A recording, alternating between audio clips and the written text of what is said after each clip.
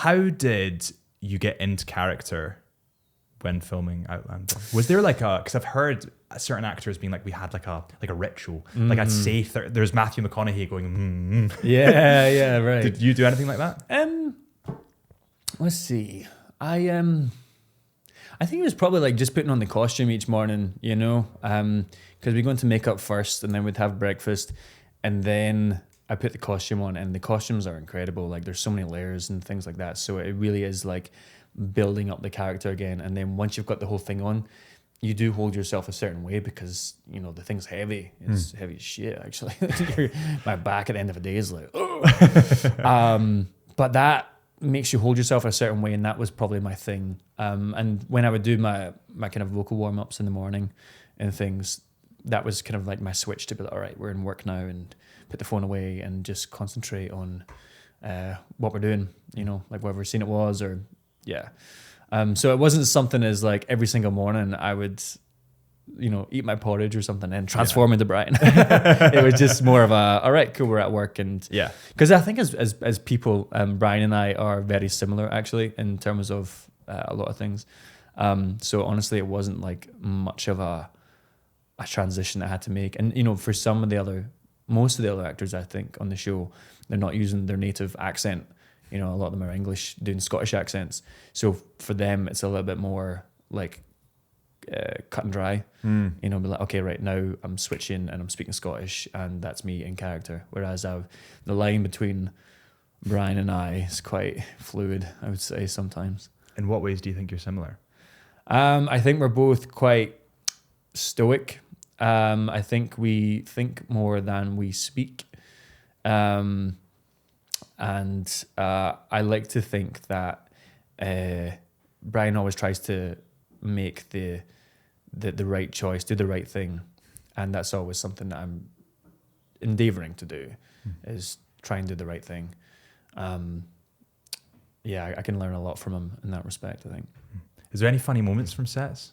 Oh God, like so many. Any pranks that were played that you're allowed to say? Don't incriminate yourself. No, yeah, we had so many pranks.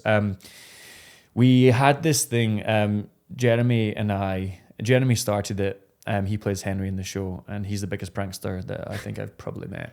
And he bought like 20 bags of these confetti glitter dicks for like hen parties, and we would glitter dick bomb casts at all different points. So like he would put it into like their scripts and read-throughs and stuff like that. So, you know, we'd do a read-through, you know, with all the big bosses and stuff watching, and then people would turn a page and like glitter would be everywhere. We put it into like people's shoes and their costumes and things like that.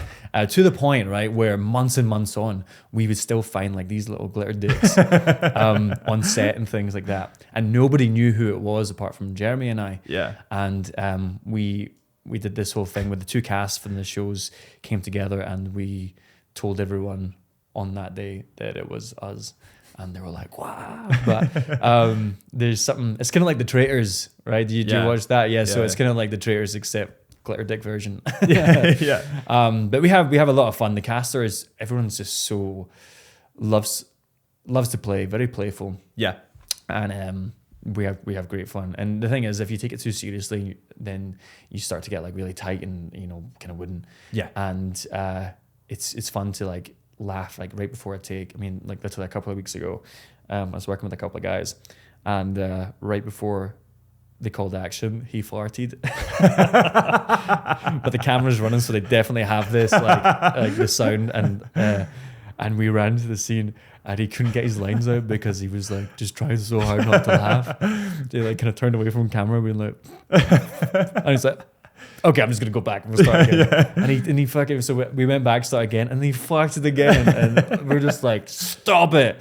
But it's that sort of thing that keeps it loose, it keeps it fresh and fun at your work. Yeah, and you can feel that, like you can feel that when you watch it, you actually have a connection outside the show, and there isn't that wooden kind of stiffness that comes, especially when you're, I mean, yeah, we might as well talk about it now with the questions that are going to come up later, but especially with the intimate scenes, you could say, like you need to have a good relationship in order to do that, and also in order to feel comfortable enough to do that. Take me back to the sex scene. What went on? How does that happen? How does that come about? And what are the barriers that they put in place? Yeah, well, there's a lot of barriers, first of all, but I'll take you back to so whenever we have one of these scenes in the script, we have a meeting with the creative teams, like producers and director and stuff, and they tell us their vision, and they give us these storyboards, for what they envision and what they want to do. And we'll pretty much say what we want to do and what we don't want to do. And it's very collaborative in that sense, Right. For me, the scene, I don't mind the scenes, but they have to make sense for the story. They have to move the story forward at some point. They can't just be in there for gratuitous reasons. So the characters have to change from the start to the end, So as long as it makes sense for the story, that's like the first kind of checkbox. Something is okay, right, sweet. And when I say make sense for the story, that has things to do like the degree of nudity, so is it just a shirt off and you've got your kilt on, or is it fully nude, like for instance in episode 5 when Brian and Ellen first meet, the first time that they pitched that we were going to be fully nude, and Harry and I were like, we haven't earned that yet, this is the first time that these characters are kind of getting together and they could be walked in on at any time during this, so it wouldn't make sense to be like that. And we knew we had another one in episode 10, and we both said this makes so much more sense to happen in episode 10. Yeah. And then the director and producers agreed with us and thought that was good. So now the two that we had, one in episode 5, one in episode 10, are starkly different because they're at different points of the story, The first one is when they're young and they're kind of, it's another stolen moment, so to speak. So it's a lot more passionate and rushed, and it's a different type of lovemaking as opposed to episode 10 where Brian and Ellen have this moment where they're away from everyone and they can just really take their time, and it's a lot more instead of like fiery, I would say slow and passionate like that.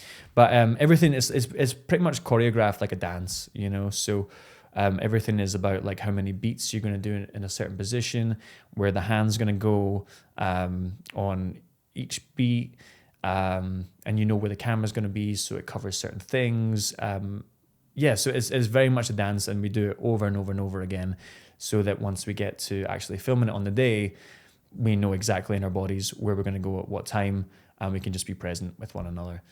And then in terms of like the barriers, I mean, you've got all sorts of things on, like protective things over your, parts and such like that, so nothing's going to touch. And these things are so not sexy. Like, it's amazing how how good it looks when you see it on TV, how passionate it is, because literally when you're doing it, it is very like, you've got a crew around you and stuff like that. Although I'll be a smaller crew because it's a closed set. So like normally on a set you might have like 100 people kind of walking around, 150 people.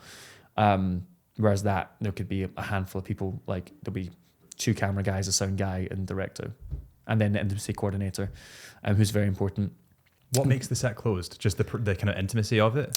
Yeah. So like that's what they'll say. They'll say it's a closed set, so they'll have like barriers up and things, and then no one's allowed like anywhere near it apart from the essential crew. Ah, right. Okay. Yeah. Okay.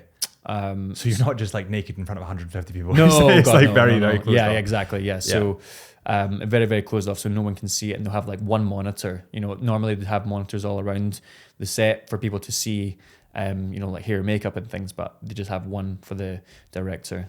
And then one for the intimacy coordinator, who makes sure that everybody's kept safe. Yeah. Everyone's doing the approved choreography. The cameras are catching what we've already agreed to, all that sort of thing.